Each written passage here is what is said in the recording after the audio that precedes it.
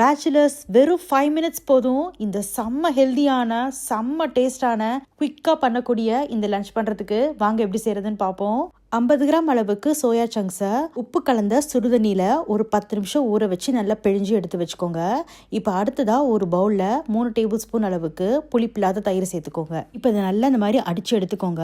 அதுக்கப்புறமா இதில் ஒரு தாளிப்பு சேர்க்க போகிறோம். ஒரு தாளிக்கிற கடாயில் கொஞ்சமாக எண்ணெய் விட்டுக்கோங்க. எண்ணெய் நல்லா சூடானதுக்கப்புறமா அடுப்பை ஆஃப் பண்ணிவிட்டு இப்போ அதில் பொடிகள் சேர்க்க போகிறோம். மஞ்சள் தூள், மிளகாய்த்தூள், காஷ்மீர் மிளகாய்த்தூள் இது 3ஐயும் சேர்த்துட்டு இப்போ அது கூடவே ஒரே ஒரு டீஸ்பூன் அளவுக்கு கசூரி மேத்தி, அதாவது காய்ந்த வெந்தயக்கீரை அதை சேர்த்துக்கோங்க.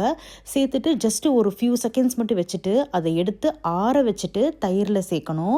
இல்லாட்டினா தயிர் திரிஞ்சு போயிடும். ஸோ கொஞ்சமாக ஆறுனதுக்கு அப்புறமா தயிரில் சேர்த்து நல்லா மிக்ஸ் பண்ணி விட்டுக்கோங்க. இப்போ இதில் நான் உப்பு சேர்க்கல, ஏன்னா நான் சோயாவை ஆல்ரெடி உப்பு கலந்த தண்ணியில் ஊற வச்சிருந்ததுனால நான் உப்பு சேர்க்கல. சோயாவில் நல்லா உப்பு பிடிச்சிருந்தது. இப்போ உங்களுக்கு இந்த இடத்துல தேவைப்பட்டா உப்பு சேர்த்து நல்லா மிக்ஸ் பண்ணி விட்டுக்கோங்க. இப்போ இந்த தயிரை நம்ம பிழிஞ்சு எடுத்து வச்சிருந்த இந்த சோயாவில் சேர்க்கணும்.